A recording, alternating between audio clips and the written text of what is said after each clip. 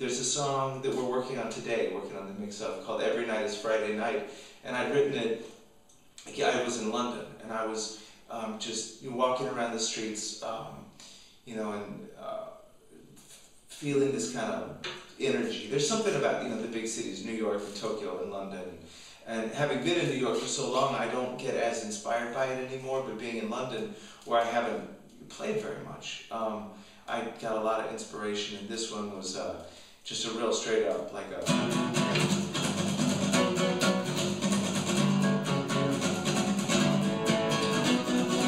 just kind of like a party song, like a fun song. And so I had this lyric, every night is Friday night with you, which was kind of like a sweet sentiment, you know. And we got in there, and the song was hitting a brick wall, and Ken, who's the last person to ever make a lyrical suggestion, said, oh man, the first time I heard it, I thought you were going to say, every night is Friday night without you. And I thought, that's much better. That's way more interesting. And that one little change suggested the whole answer for that song. And it was so funny, you know, it came out of being like a song that didn't really have much meat to it, to being the song that suddenly had subtext and you know, a reason to live. And now it's one of my favorite songs on the record.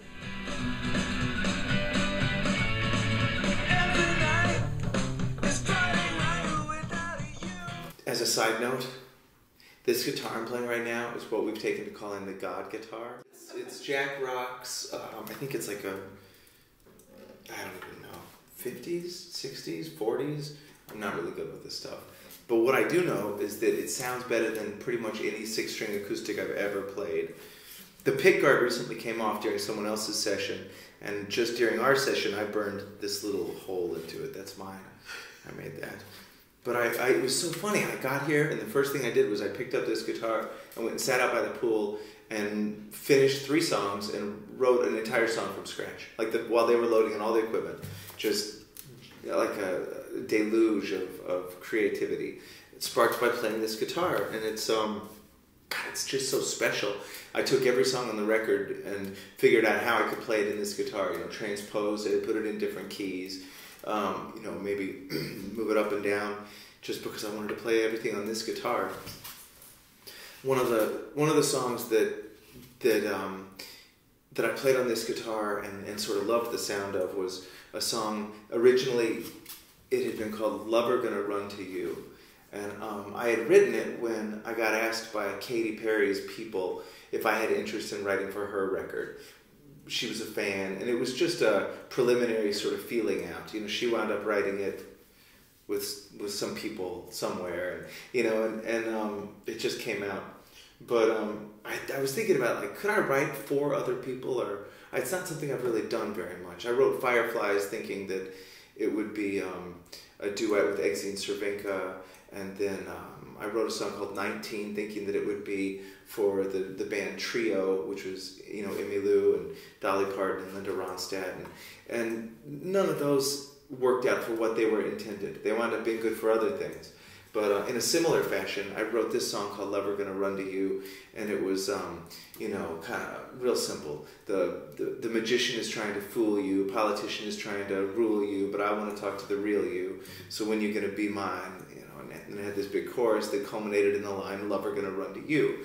So I bring it into the guys, and by then I've sort of given up on the idea of it being useful for Katy Perry. Like, it's too weird. I just don't think I can write songs that aren't weird.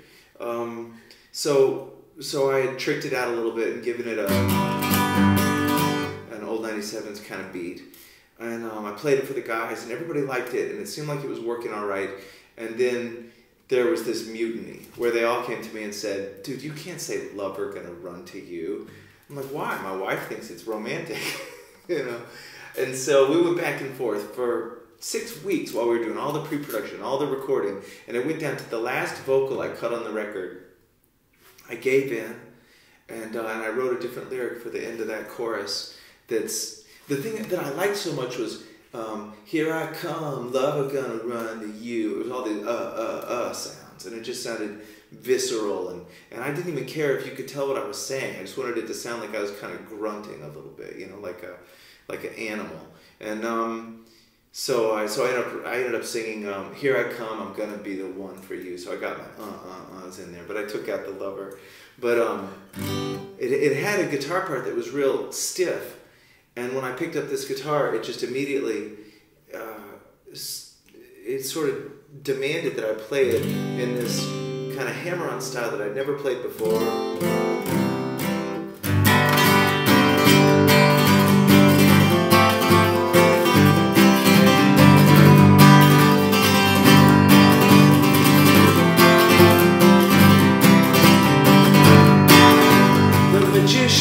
Trying to fool you.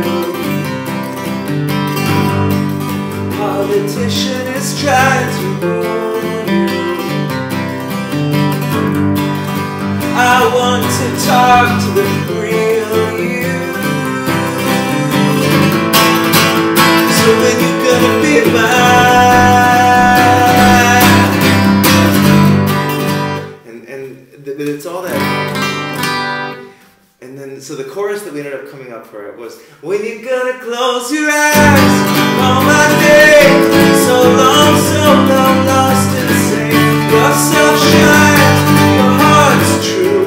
Here I come, I'm gonna be the one for you. Yeah, I'm gonna be the one for you. And now it's called The Magician. This is the third floor of what they call the pool house here at the Tree Fort. I hope Jack doesn't mind that we're giving away all the secrets, but we have a view of downtown Austin off in the distance. I'm sure Cindy can show you. And then some big Austin kind of crazy houses in the foreground here. But I sat out here and did a lot of rewriting of lyrics and thinking of ideas for the record. It's great, man. It's a very creative place. Believing on Gravity, we had a really neat, orderly plan, which was basically very easy. We went to Pleasantry Lane and we started it there and we finished it there, and everything in the middle was done there, which is, you know, basically in my backyard. And this record, we intentionally had a more loosey-goosey kind of sprawling plan, which started with pre-production at Sons of Herman Hall. We rented that for a week, and that was a lot of fun. And then we came to the fort, and then we went back to Dallas, and we were actually originally thinking we were going to mix in Dallas, but then when I was here, I kind of started feeling very strongly like we should come back to this place, that this was the story of this record.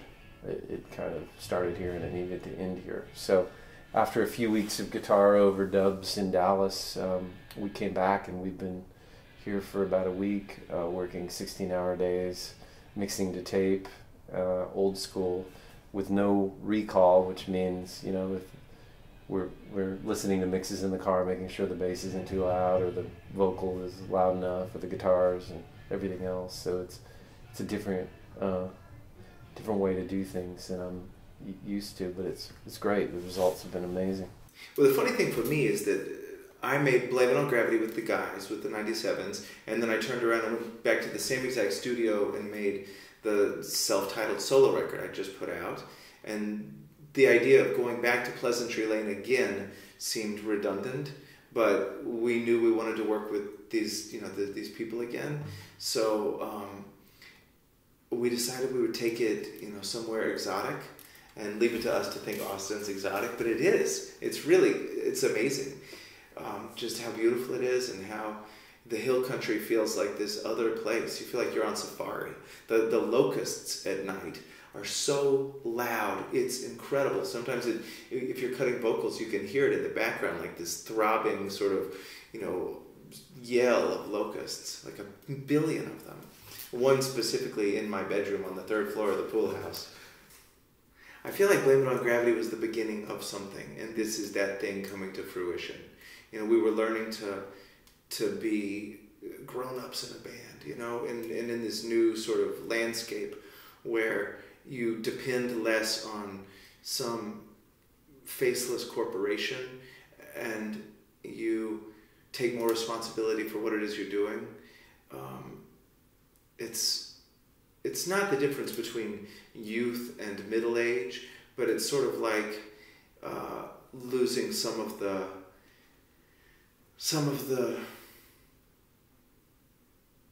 self-doubt that youth carries with it. And for me, I feel like it's a new world.